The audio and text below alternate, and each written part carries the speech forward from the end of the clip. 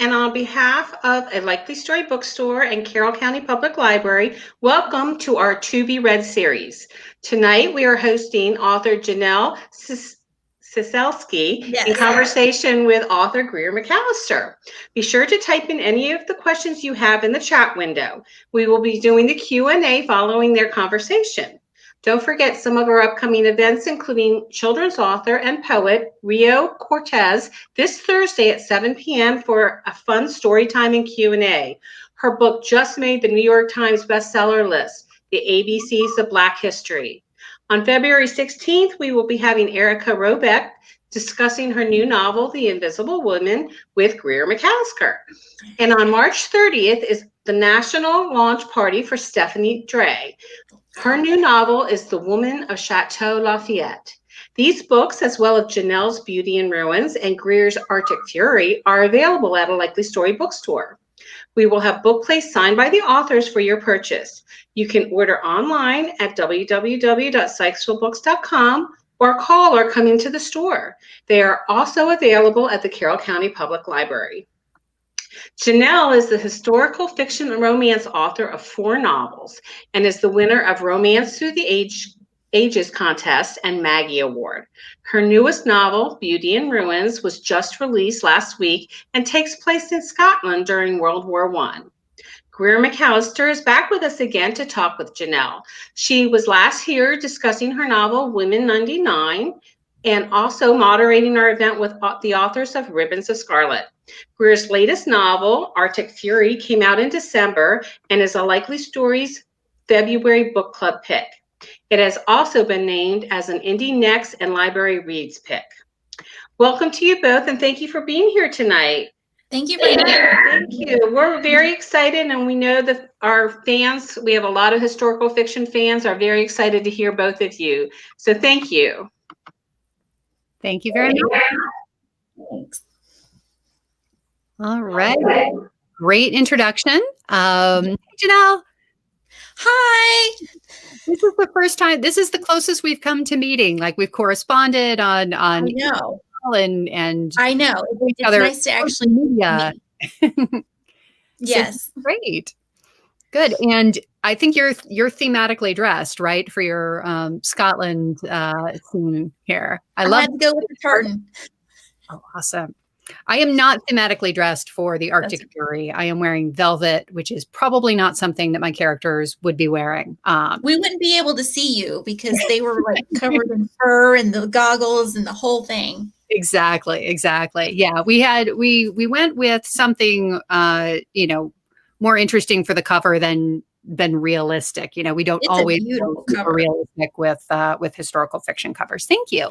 I meant to bring yours up too, but I don't have. We're reorganizing the books in our house because we don't have enough bookshelves.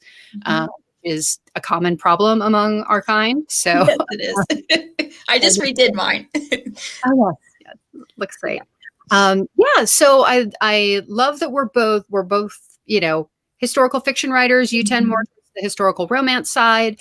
We both have 4 novels, so we can talk about all our novels, but what we're really here to talk about most today is specifically our newest releases, The Arctic Fury and Beauty Among Ruins. So would you like to start and sort of give the elevator pitch or the broad brush view of what Beauty Among Ruins is about? So yes, so here it is, Beauty Among Ruins.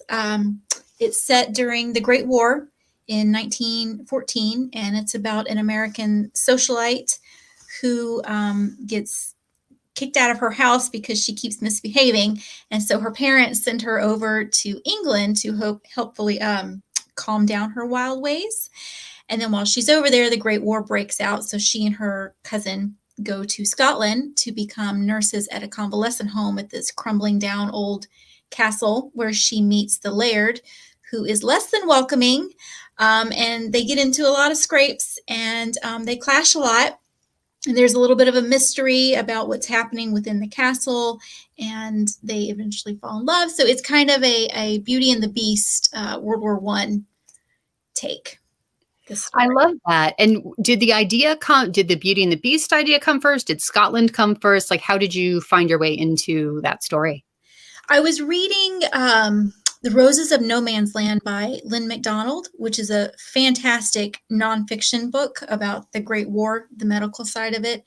And it said in there that because the hospitals in London got filled up so quickly with all of these recovering soldiers, that they had to push them further and further out into the country, and some of them going as far as Scotland to the convalescent homes. And I thought, oh, perfect. I get to talk about Scotland because that is my favorite place in the whole world. And so I guess I chose Scotland first. And then as I started writing it, I came up with the character of Lily first. And she's bubbly and bright and all these things. And I needed someone to balance that out, in a complete opposite. So I came up with Alec, who is gruff and kind of not bubbly. Not bubbly. He's not at all. He is not. And then as I was writing it, I thought it's kind of like a Beauty and the Beast kind of a story, and you got this crumbling old castle. So that part came in a little bit later. Mm-hmm. That's great. Let me give a little overview of the Arctic Fury for those of you who aren't familiar with it yet. It came out in December, and it is the story of it's historical fiction set in the 1850s, and it follows 12 women on a perilous journey north in search of the lost Franklin expedition and what happens when not all of them come back. So I got to write a murder trial, which I have not gotten to do before. So that was super fun. It was so good. I'm glad you like it. I could not stop reading it. I had to what is happening here? Between the trial and what was going on in the ice, I had to know. I was on the edge of my seat the entire time. It's one of the best things about doing these joint events is that we get to read each other's books beforehand. Mm-hmm. So I got my hands on Beauty Among Ruins a little early too. So it was great. Yeah. And just soaking up that atmosphere and like you said, the crumbling castle and all that beautiful setting for romance. And I like that it's set during a war, but war story can mean so many things, right? Mm-hmm. I mean, it's almost sort of yours is Great War, but the common discussion among historical fiction writers and readers is people aren't sick. Why are people not sick of World War II yet? When there is so much World War II historical fiction. But I mean, there are many answers to the question, and we can talk about that more later if people are interested. But part of the answer is that there isn't just one war story. Mm-hmm. There isn't just one motherhood story. There isn't just one, family story. There are so many different things that you can pull out. So I think Absolutely. The way that you're pulling this medical story, like you said, out of it, and the setting is somewhere people like to spend time vicariously, right? Scotland. Who doesn't want to go to Scotland? Yeah, absolutely. Whereas the Arctic, nobody probably in their right mind wants to go there. But it makes for a really fun, different. I mean, it was so unique. Yeah. I've never come across another story set in the Arctic before. So I was really excited to see all this ice and, what you could do with it, because there's not really civilization up there, but yet it became its own character, and you were right there on the ice, and I was cold reading it, and it was just so unique. And I love that idea of taking a place that most people have never gone to and actually exploring it.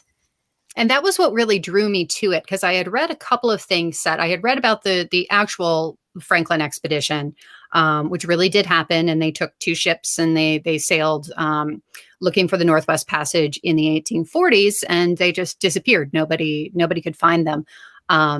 And so Lady Jane Franklin, who's a character in the book and is, again, a real life person, sent expedition after expedition looking for her husband's ships for a number of reasons, but wave after wave of explorers trying to find the Erebus and the Terror, which were the 2 ships, and they did not find it. It's not really a spoiler alert because I'm talking about reality and not fiction, but in reality, they didn't find those ships until 2014 and 2016.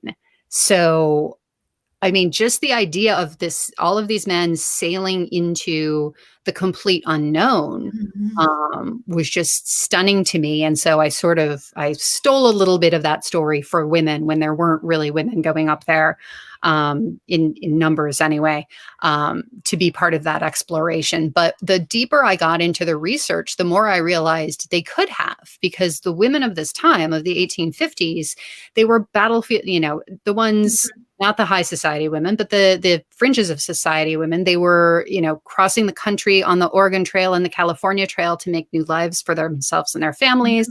They were battlefield nurses in the Mexican-American War. The rich women actually had mountaineering as a hobby. So there were, I've got a great book here. I have piles of research. There's this great book called Women on High. Oh, It talks about these women who are wearing, the full get up of a Victorian lady and climbing the Matterhorn. So I thought, crazy. well, let's make a female supergroup of women the type of women who would have gone on a journey like this, and see what happens when I put them on this journey. So, Well, I'm so glad you did. It was such a unique perspective, because you don't read about stories like that, about women going and doing things like that. And I think that's pretty incredible. Even though it's a fictional story, it's still pretty incredible to think about that. These women weren't going to let anything stop them from going on this expedition. And the whole time I kept thinking, who in their right mind wants to go up there in the first place? Not me, but not me either. I can write about it. I love writing about it. I've been asked the question, like, if you were on the expedition, which of these 13 women would you be? And I'd be like, I wouldn't be on the expedition because nobody would ask me, because I'm boring and not. I'd get home warm. Yeah, I'd be interested in reading about it, but not doing the hands-on thing myself. No.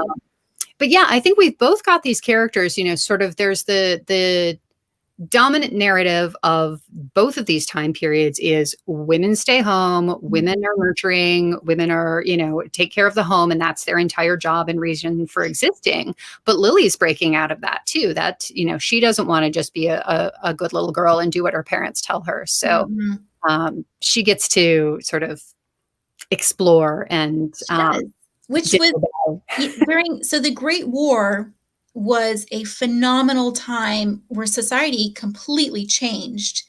The men went off to war. I mean, they call it the lost generation because millions of men were killed on the battlefield. So all these women were left behind to run the houses, run the business, get the jobs. They became the breadwinners, and they got out there in the world for the first time, really. And they decided, you know what? I like being out here. I can do more than bake bread. And I want to do this. And then the men came home and they wanted their jobs back. And many of the women went back to being mothers, which is totally fine, but then some of them said, no, I want to stay in the workplace. So it was a great time for changes in society and for women to realize that they could go and do and be more than what that they've always been told that they can do, and then from that we had the Roaring 20s, and all kinds of stuff came out of that. And in your book, it's kind of the same thing. It's where these women were, they're pioneers and they're going off on explorations and all this other stuff during wars. And so they're great examples of times in history where women are doing all these really cool things. And I think that's great. Sometimes it takes a big moment in history to really turn things, and for women to get out there and do unique things. And for the individual women, sort of once they see what's possible, this is sort of an issue, and I can never point in the right, there we go, Woman 99. In my last book too, sort of women get to see something outside of the narrow expectations. And then how do you, or can you even go back to the narrow expectations once you've seen what else is possible, which I think is Lily as well. She's out of the box. She's doing something new and learning and growing. She doesn't want to just be, boxed up again. So that's really neat. Another thing that I really that resonated with me and yours is we have sort of the American idea of the great big gorgeous castle in Scotland or England, and it's like Downton Abbey. Like it seems like such an amazing, like who wouldn't want to live this grand lifestyle? Of course. The actual expense of that lifestyle, Mhm. how many people it takes to keep it running. Like in your castle, they've have to close off a lot of different things. That's how it would be. Yeah. I like that juxtaposition of, it's grand, but it's, not maybe all it's cracked up to be. It's not. I mean, it costs millions of dollars to keep these places running a year, and then the Great War, before the Great War, you had, hundreds of servants to take care of every need in this household. And then the Great War comes along and the men are gone and all that's left is the women. And sometimes they want to leave service, so they're gone. And so you're left with just a handful of servants and you can no longer take care of this enormous castle. So a lot of the families, they went bankrupt. They had to sell their home or open it up to tourism to try and get in funds or start farming. Or they had to find all these different ways to try to take care of these houses. And that's how a lot of them are now part of the Heritage Fund. So they're no longer privately owned homes, but now the public, we can go in and view them and stuff. And it all comes back to the Great War. So yeah, I would love to live in a castle, but I don't think the upkeep, no. Too much. Our books are not doing that well yet. Right. Maybe someday. But it's like the Biltmore Estate in the US, in North Carolina. Like it's beautiful. It was the largest private home ever built, and it's absolutely gorgeous. It eventually got to be too much for them, and they had to turn it over. And it's a museum, and it's beautiful. So I think that's the closest that I've gotten to experiencing something like that, and being able to walk around inside a building and imagine what it would have been like as a private family home. Yeah. So, well, did you get to travel at all, or have you been to Scotland to draw on? I've been to Scotland twice. It was years ago, like over 10 years ago when we went. We were supposed to go this year, but that's not going to happen. So we're going to go next year. But I did not get to travel, unfortunately. I had to use my memory and then Google Images to navigate my way around, which is a good trick for most of us because we can't go and visit a lot of these places. I was Google imaging the Arctic. Yeah, I doubt you went to the Arctic many times to get, the right kind of ice for your story, but you do what you can, right?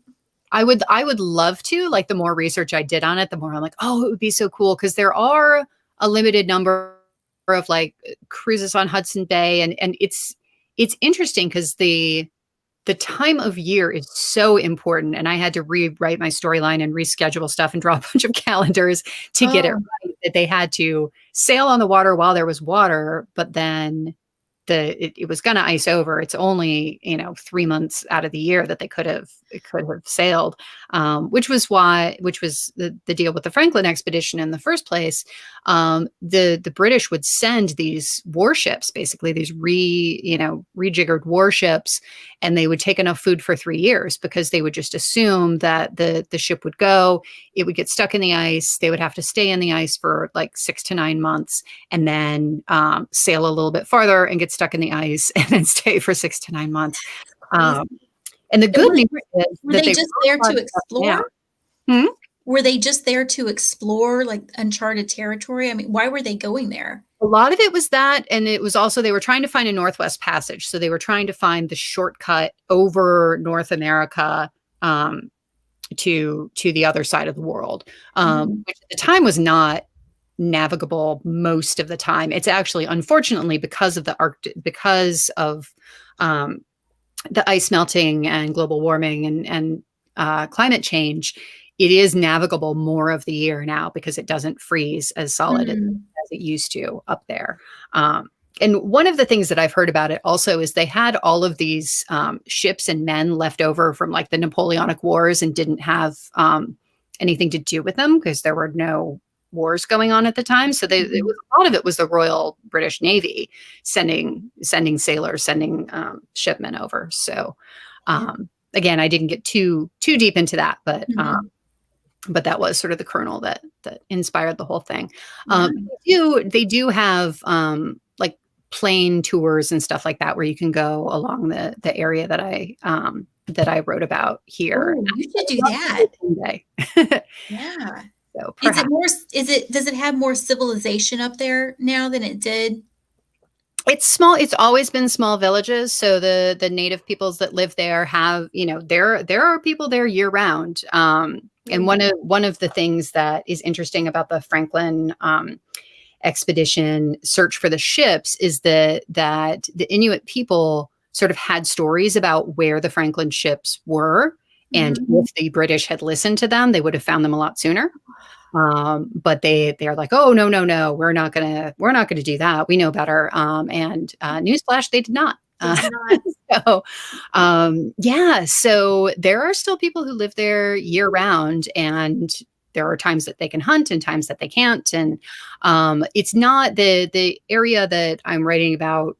A lot of it up the western side of Hudson's Bay has, it's a few villages. It's a little bit of stuff here and there, but not, it's not like a city of 50,000 people has sprung up there. So it's just so hospitable. It's interesting to write about an area like that where it kind of feels like the environment itself is actively trying to kill you. It is. Because it's not supposed to be there. And so these women who are sort of completely thrown out of their element really have to depend on each other. And so it's dangerous and deadly and scary, but it's also this sort of crucible where they're really forced to rely on each other and forced to get past all of the differences of class and race and all the other differences that divide them. They have to rely on each other or they're not going to make it. I liked that. It like they became a sisterhood, where you go through tough trials together, and you have to rely on one another. Otherwise you're not going to survive. I really liked seeing that all of their strengths come together, and these people who maybe started out hating each other, but by the end they respected each other. And I think that's really interesting when you can go through something like that with some other person, and it's a whole other level of respect for each other. Yeah, there's so many different ways that we can write about female friendship and adventure and everything else. I like doing that. I like sort of bringing out these nuances and things like that. Well, they're fascinating. Personal relationships, especially when they start out hating each other. It's a fascinating thing to write about. A little enemies to lovers on your side. Yes. Yeah, I like that too, because there's a lot of bickering and stuff, and that's much more interesting than having two characters who are, just love each other and get along. That's boring. If you can have them argue. Have them argue and have them challenge each other and their differences, and then realize, you know what, we're not that different after all. We can actually get along, which is something that you did with Caprice and Virginia. But I did it in mine as well too, because I find that more interesting to write about. And I like that with Alec and Lily. There are different ways that you can sort of, maybe they start out liking each other, but there are obstacles and then they get around them. And so yours start out not liking each other for very good reasons. But the obstacles are genuine, and there's a mystery there too. They're sort of trying to puzzle out the dangers and what's happening, and with the visiting. I don't want to give too much away, but there's a visiting person, entertainer. So and it's great, and I love just the different characters that you've got who sort of drift in and out as suspects. And that mystery was tough. I am not a mystery writer, so my hat's off to you if you write mysteries. It was tough. It was tough because you have to have all of these little clues and then throw in a red herring, and I'm amazed that it even got in there, because it was tough. Let me tell you. You do a lot of back and forth with your agent and editor to sort of get through the challenging parts of the plot, or do you sort of go full force yourself and then check in with them at the end? What's your process? I'm a plotter, so I usually have the plot ready to go by the time that I sit down. This one, I did not. This one was something else. I sat down to write it. I got a couple of chapters in and realized I don't know what I'm doing. The plot, I didn't have one at the time. For whatever reason, it just fell apart and it just wasn't working out. So I had to put it aside for a couple of years, which is something that I never do. And I ended up writing like one or two other stories in the meantime. And then by the time I finished writing those, the plot finally came to me, and then it all just fell into place from then. So I write through it, and then when I'm done, then I send it off to my editor. But usually if I have problems in the middle of writing, I have a friend that I call, and then she usually helps me through it. And if she can't, then I will call my editor and be, crying. I can't figure this out. Please help me. I'm the worst writer in the entire world. And we all are. I know she gets me off the cliff and we figure it out, and it's great. But this one was tough in the beginning, at least. I think we all cycle through that. At least, all the writers I know, we cycle through like, I'm so awesome. I'm killing it. Like the story's great. It's going to be huge. And then the next day, like, I'm a disaster. I write very, very poorly. Yes. Yes. Especially this past year. It was like, I don't know about you, but it was, I don't even know how to describe how bad it was trying to write a book this past year. During a pandemic. I was very lucky that my ability to write lined up with my contractual obligations to write. Last spring, I didn't have to do anything. Like Arctic Fury was already done. My next book wasn't due yet. And I had, I sold the next book and was waiting for edits from my editors on that one. And then, so all I had to, I didn't have any writing to do. I had other things to do, like manage children and whatnot. Those kids. I know. You feed them and then they want to be fed again. Like, I know. So that's a whole thing.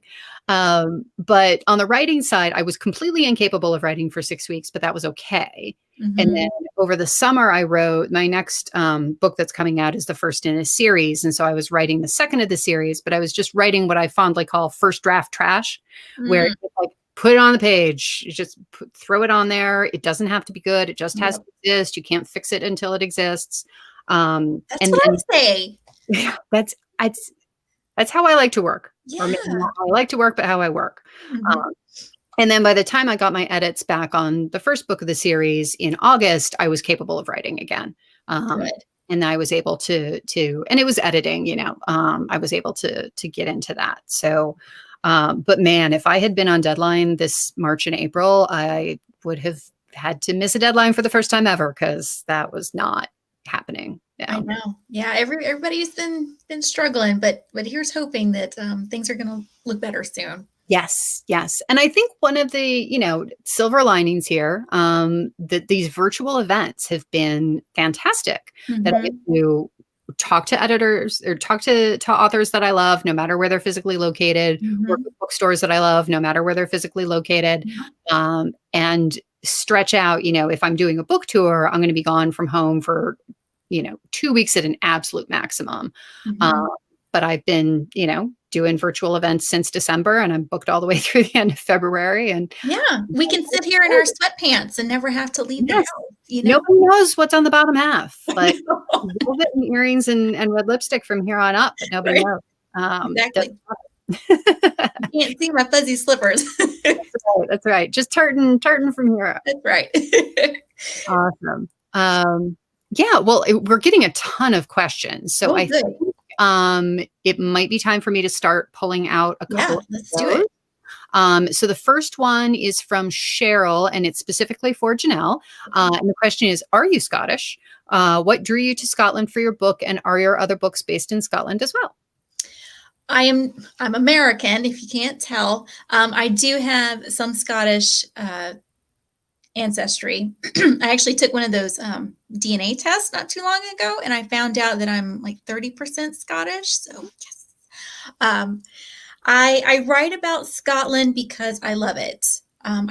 It's my favorite country. I call it my heart place, because I think that everybody has this one place somewhere in the world, whether it's your backyard or, in another country somewhere, that when you get there, you just feel, this is my place, and for me, that's Scotland. when I visited there over 10 years ago. And I love the culture, and the history is just incredible, and it's probably been romanticized quite a bit.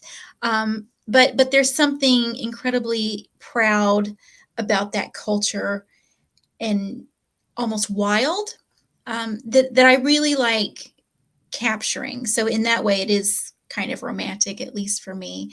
And anytime I can write about a Scotsman or set it in Scotland, I'm going to, because I love it.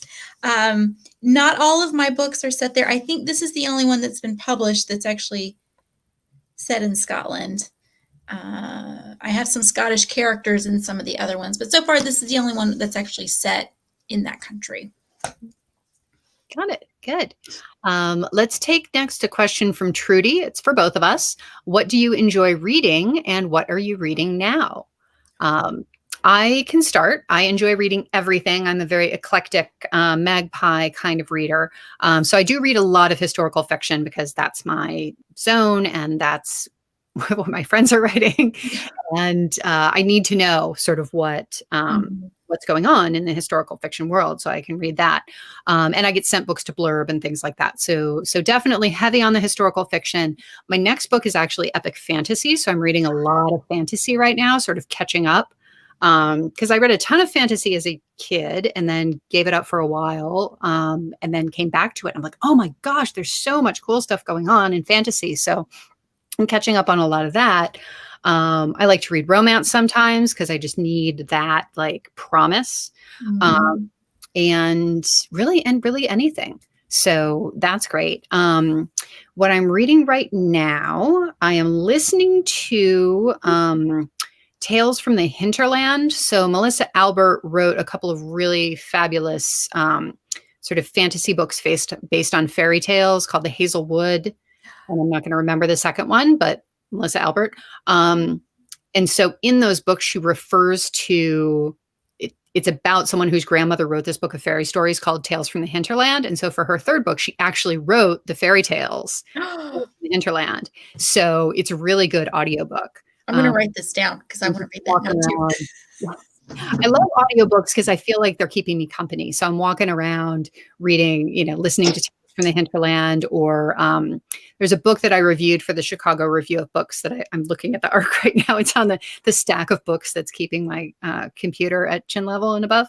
So there's this book called The Invisible Life of Addie LaRue by V.E. Schwab, which is like this historical fantasy, crazy Faustian bargain book. And I loved it so much in ARC, and then I reviewed it, and then I bought it through Libro FM to support my local bookstore, and I'm listening to it now. And I just love listening to a book that I've already read on paper or on a screen is one of my new favorite things. So that is also one that I highly recommend. So what about you, Janelle? Well, those are some excellent books that I'm going to have to now look up. My answer is actually quite a bit like yours. I read a lot of historical fiction because that's what I like, and that's what I write. So you gotta, stay in that groove to see what's happening around you. And plus you just enjoy those kinds of stories from history. I like fantasy. I'm starting to get more into it. I'm trying to find ones that are a little more adult geared, I guess. I don't know. I'm not too crazy about the ones that have like the 16-year-olds in it. I want somebody who's a little bit older. So I'm starting to get into those. So if anybody has any suggestions, I'm all ears. I just finished this fabulous book. And I just started Murder on Millionaires Row, which is for my book club this week. So I need to hurry up and finish reading it. But I've started getting into historical mysteries.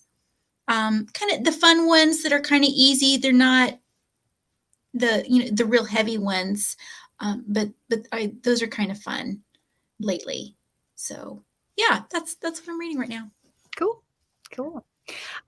Susan would like us to each talk about the research that we do for our books, and do we visit the locations that we write about? So we talked a little bit about that, but we can go a little deeper on the types of research that we do. So do you want to take that one first? Yes. So this is a dangerous question to ask a historical writer. because most of us love research. And if you're like me, Greer, then you probably spend more time researching and then forget you have to write the book. Yes, this seems to be a common problem among historical writers. So when I've been writing historicals for over 15 years now and I've always read history books, even with nonfiction. So over the years, I've managed to have this kind of foundation of history and what was going on socially and politically and all of these things in the areas that are of most interest to me. And so I had this kind of a foundation set. And then as I start a new story, I will research more specifically to that book. So when I started writing Beauty Among Ruins, I was already pretty familiar with the Great War because I'd written a book previously and had studied on that. But for this one, I had to learn more about convalescent homes. So I read Roses of No Man's Land by Lynn McDonald, and then Lady Almina and the Real Highclere Castle. That's not the title, but I forget what it's called. But it's about the Countess of Carnarvon who opened her home, which was where Downton Abbey was set, and it became a convalescent home. So I read those two books to figure out what it was like to be in these places. And then I had to learn more about Scottish history and the culture and the traditions that they have because they play a part in this story. And so little specific things like that I have to fit into my research to make the stories come alive, because it's those little details that we love and I got to work them in there. And so we try to find ways to put them in there, and hopefully the readers will appreciate it and it will make the story and the setting and the time period become alive for readers. So yeah, I feel like so much of historical fiction is just the correct or the best that we can do selection of detail, because we could smother y'all in details. Like, we know the stuff. Yes. But then it's just a recitation of what everybody is wearing instead of a narrative form of story that you might enjoy. So it can be difficult. Like, the more you know, the more dangerous that is, of just sort of falling into the rabbit hole and wanting to describe the everything in detail, but that's going to slow the story down. So we really have to be careful about how much we do. So yeah. So for the Arctic book in particular, I had to break my cardinal rule of research, because what I like to do is I like to read a whole ton and do a really deep research dive before I start drafting the book. So do a really deep research dive, draft the book, and then go back and do whatever other research I need to do to fill in spots. So like when I was writing Girl in Disguise, there, which takes place in Chicago in the 1850s, I didn't look at a map of Chicago in the 1850s until I had drafted the book, because that's when I knew what scenes were kind of going to make it. After my editor had read it, I knew what scenes were going to make it. And then I went in and said, okay, well, she walks 6 blocks in this particular scene. She's going to start on Walker. She's going to turn right. And 6 blocks later, she's going to be on Adams. Because I knew if I didn't get it right, I would get emails. But if I had done that in every scene that I wrote during the process and half of my scenes got thrown out, it would have been wasted time. So I really like to do the big research pull, then the draft, then more research. But I didn't really realize, I think, how much research I was going to have to do for the Arctic. And I got myself in a little bit of a pinch that my deadline was coming up. And so I had to start writing before I was done researching. And so I'm like reading books and then writing scenes and then realizing that, oh no, I have to change that scene completely because it's the wrong time of year. And so it was messy, but it worked out. So that's good news. And there's so much writing on the Arctic from the period that I'm writing about that it was really helpful. So, and especially being inspired by a real thing like Sir John Franklin's Erebus and Terror expedition, I could put post-it notes on everything like that too. For the book. So I was able to pull a lot of firsthand accounts to talk about, okay, well, they're going to stand on this spot and they're going to look out and this is what they're going to see. So that was really good. And I like to have details too. I don't know that it worked as that it well. It did some in the Arctic scenes, probably more in the scenes back in Boston. I like to describe visually, but I also really love to pull details of sound and smell and taste to help draw the reader in. So I'm also always looking for things like that. All the senses. Yes. Good. All right. We have a question from, it hopped away, from Susan for Janelle. Is it difficult to write your romance scenes? I imagine you get this question frequently. Yes. Yes, it is. I like the almost moments.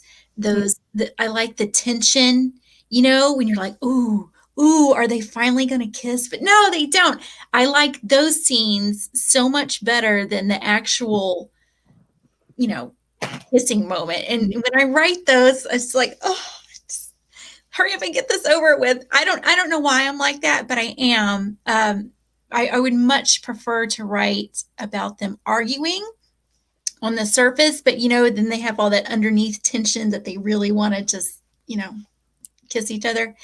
But yes, those are difficult scenes for me to write because I don't know, it's just weird trying to describe that kind of thing. And when I do write a romantic scene, I try to keep it more internal, like what's happening on the inside and how it's making them feel rather than the physical actions of it, because there's only so many ways you can describe like where hands are going and stuff. So I try to stay away from that. So yes. But the scenes with the tension are so great. Like, come on. Ah. I know. I love those. Because then when it finally happens, it feels like you're rewarded. I went through all of that and finally it's here. Yes. Excellent. Good. All right. I've got, it's not a question, but Francis says the trial was really interesting, felt real. Thank you. Yes. Robin. I hated those people in the courtroom. Yeah. Like that her, the prosecutor, I just wanted to that guy. I really enjoyed writing those scenes. And like I said, I had not gotten to write a trial before. I've written before about a woman who may or may not have committed murder. There's no trial. Spoiler alert. There's no trial in The Magician's Lie. Which has been out for 5 years. So I'm not giving away too much, I don't think. But writing that, it's almost like a play that you're, somebody's saying something and people are reacting, and it's a much more controlled environment, whereas the Arctic is this completely wild environment. So Robin said she saw me at the last event and has read all my books. Thank you so much. Can you let us know what you are both working on now? So I have alluded a little bit to what is coming next for me. So it's a big departure from what I've done so far. So I've got these 4 works of historical fiction that are all, strong women doing interesting things in America between the 1850s and about 1900 or 1905. I am moving into a different mode for this series of epic fantasy books. It's still strong women doing awesome things, but it's in a made-up world, and there's magic, and it's a matriarchal world. So the whole world is, the women are the queens and the soldiers and the magicians and the senators and everything. And then what happens in a carefully ordered world like that when girls stop being born. So that was my little idea. And so the first one comes out in 2022. So it's actually, it's going to feel like a long time, I think. But with everything going on in the world, 2022 sounds like a good, thing to look forward to. So we will see what things look like at that time. But it's called The Five Queendoms. It's a series, and the first book the series is The Five Queendoms, and the first book is also The Five Queendoms. So that's what's coming next for me. How did you come up or decide to make that switch from what you normally write? It was just an idea that came on, and I talked to my agent about I have this historical fiction idea, I have this domestic suspense idea, which was wacky, and then I have this fantasy idea. And she's like, you really sound passionate about the fantasy idea. If that's what you really want to write, go write that. And that's what I did. And then because that agent doesn't handle fantasy, now I have 2 agents. I have one for my historical fiction and one for my fantasy. And it's a different publisher also. So it was weird being back out on submission in this completely different environment than what I'm used to, which is Source Books bought The Magician's Lie, and the 3 books after that were all under contract. I picked the book, they said, okay. I wrote the book, had a deadline. But with the 5 Queendoms, it was this whole wacky different thing. And a lot of it came from, I loved Game of Thrones. I love a lot of things about fantasy, but there are a lot of things that I don't love about fantasy. Like, if we can imagine any world, why does it have to be a world where there's still sexual violence and slavery and all of these things that tend to show up in fantasy a lot? So I'm like, I'm just going to write one without that and see what happens. And it's been super fun. So that sounds amazing. And that's incredible that your agent was so supportive of you doing that, because that's a risky move. But yes. I love when you have people that you work with who are just as passionate and supportive for what you want to do. And it makes it so amazing. So I think that's incredible. And it's inspiring to me because I have a couple of ideas that are a little different myself, but you always want to have your tried and true, which is the historicals. You want to make sure that you have those under your belt and you have a good foundation. But sometimes you want to branch out and maybe try those new ideas. So I get that. So that's inspiring to me. So right now I'm working on something a little bit different. It's not fantasy. It's set during the Great War, but it's a little different. It's like an international caper, like secret spy agency. Love it. There's some mysticism and occultism and kinds of like a Rasputin type character that's worked in there, and some mythology about Dracula and stuff. And it's about this secret agency that has to go and stop these international bad guys from taking over the world, as they do. But it's set during the Great War. So there's a lot of familiar elements that I normally have in mind. And there's a romance and lots of action and adventure. But I just wanted to try something a little bit different. Like you said, sometimes you just need to push it a little bit more and see what you can go with. So I'm really excited. It's a duology. And hopefully it will be coming out sometime next year. So I just finished the first book and I need to start on the second one. So cool. Hopefully people like them. Yeah. I love it. And it's mine is going to be the name on the cover is going to be Greer Macallister. So it's my fans who want to follow me into fantasy can. If people really want to stick with things that could have happened in the world that we live in now, I will continue to publish as Greer Macallister in that zone. So hopefully when I have time to write more historical fiction. Yeah. Awesome. So good. Debbie also loved The Invisible Life of Addie LaRue. It's really good. And Susan recommends to Janelle that you should try Discovery of Witches by Deborah Harkness. Yes, that's on my list. Have you done that? It's on my list. Thank you. And then you can watch the TV show after you. Yes, I found that they have them at the library because I don't have the channel that they come on. So I found it that the library has them, so you can rent them. Oh, good. That's awesome. And then Queen of the Tierling by Erica Johansson is another fantasy recommendation there. I have that down on my shelf. I haven't cracked it open, but I actually have that one. So yes, good. Have you read Ninth House by Leigh Bardugo? No, that's on my list. It's fantasy. It's there's some pretty brutal stuff in it, but it's so imaginative. It's really, really good. If you like fantasy set in like this world, but with things, ghosts and whatnot. Yeah.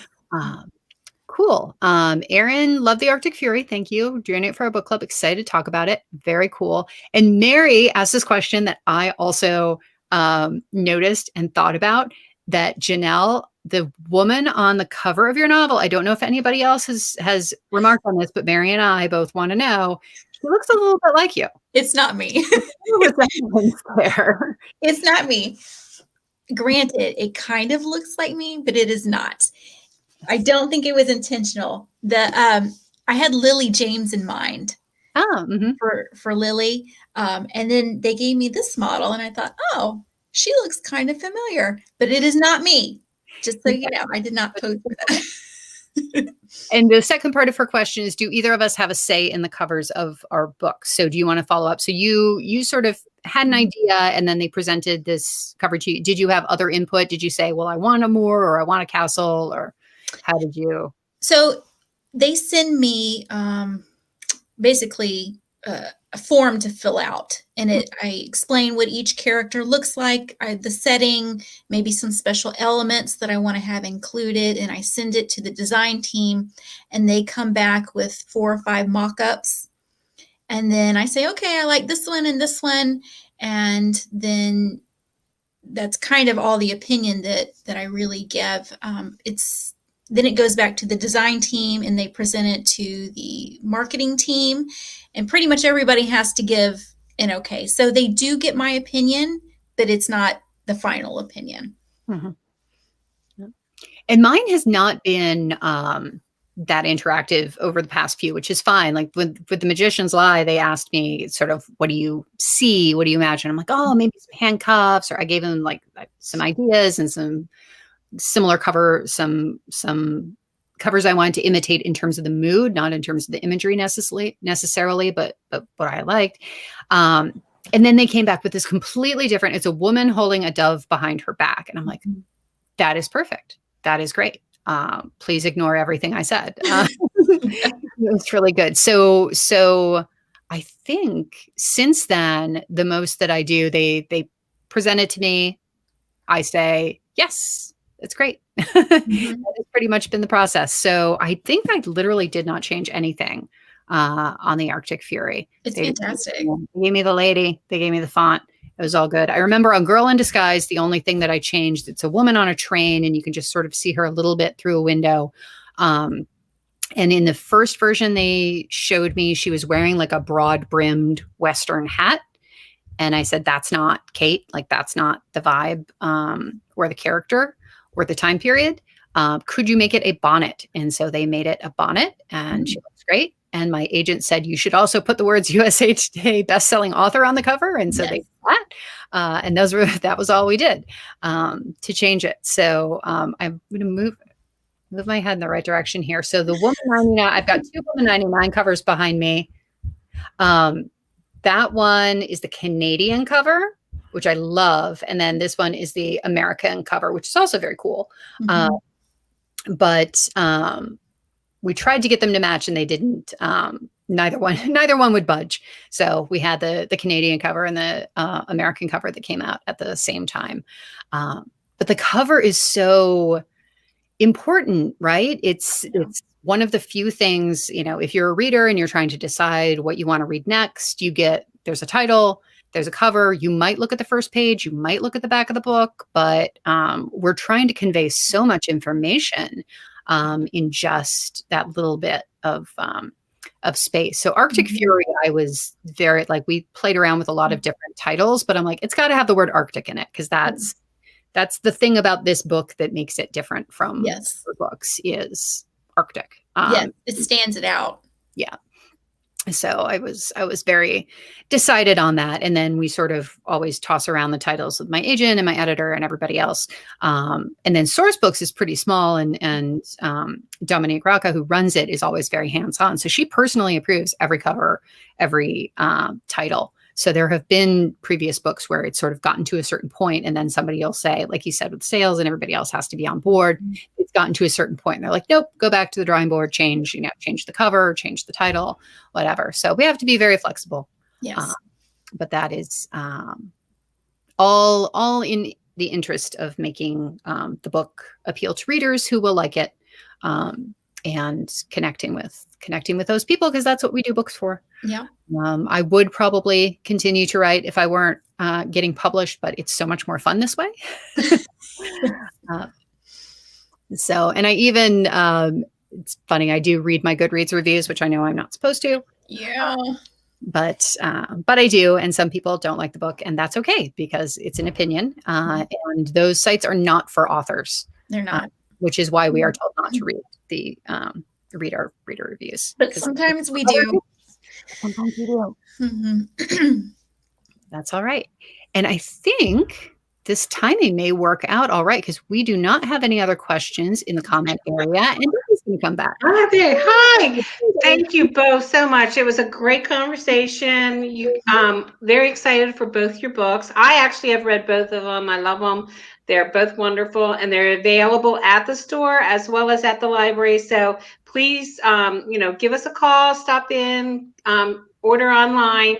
Both Janelle and Greer will be sending us book plates, so we will have signed book plates for any purchases made. So join us again for another to be read that will be coming up. Keep an eye out at both our website and the Carroll County Public Library website for more events. Thank you, Greer. Thank you, Janelle. It was wonderful. Thank you. Have a great evening. Happy reading. Bye-bye.